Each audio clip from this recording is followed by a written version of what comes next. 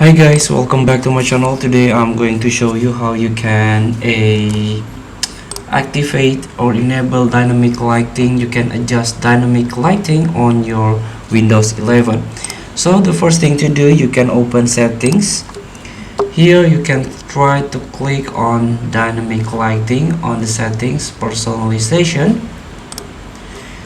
So here connected a device effects and application settings. You can turn on use dynamic lighting on your device, and compatible apps in the foreground always control lighting you can turn on.